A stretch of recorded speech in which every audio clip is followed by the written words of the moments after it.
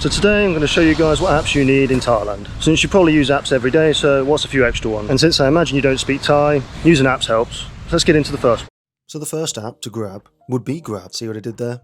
The app itself is called Grab. And with this first app, you can order food from seemingly any restaurant nearby. You can also order taxis in a car, bike or tuk-tuks. It has a full English interface, so it's easy to use. Essentially, this is my go-to all-rounder app because I can get taxis, order food.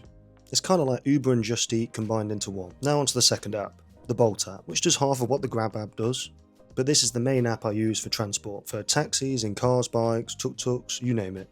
It seems to be cheaper than Grab most of the time, at least from my experience anyway. You could think of this as Thailand's version of Uber. It has fair pricing, and as I said, sometimes it's cheaper than the Grab app. It's worth having both anyway, so you can check. But honestly, most of the time Bolt seems to be cheaper.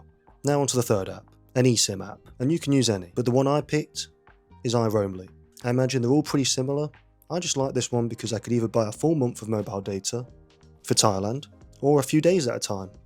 Or even if I'm travelling a few different countries within 1 month, or even a few weeks, they have packages where I can have the whole of Southeast Asia, or even just a couple of countries, packaged all into one deal.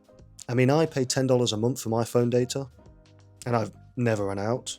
It gives fast speeds and reliable internet coverage. I mean, I've been up in the mountains, and I've been down walking through the jungle, and I always have data.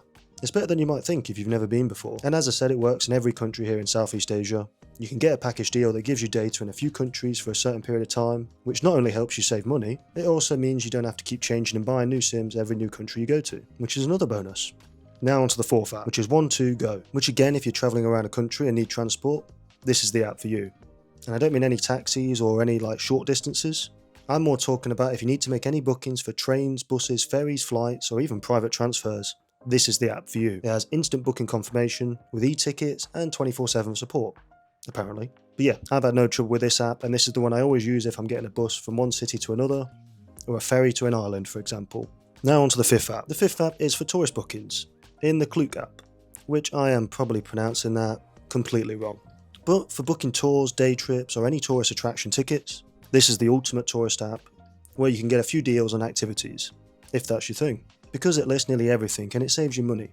Because if you don't bother getting any tickets beforehand if you're doing any tourist activities, then you run the risk of paying a higher price, the door price, which is normally, I mean, let's be honest, it's always the case out here that it's going to be more at the door than if you get your ticket beforehand. So save yourself some money and get this app and buy it that way. Now the sixth app is Line, which is used here as Thailand's WhatsApp. Not that they don't use WhatsApp, some do. It's just Line is a lot more popular. I mean, it's the most used messaging app for contacting locals, if you make any friends, hotels, if you have to speak to the reception, or even any other services. They will probably use Line. It's Asia's version of WhatsApp, which you can use as well. They do have out here.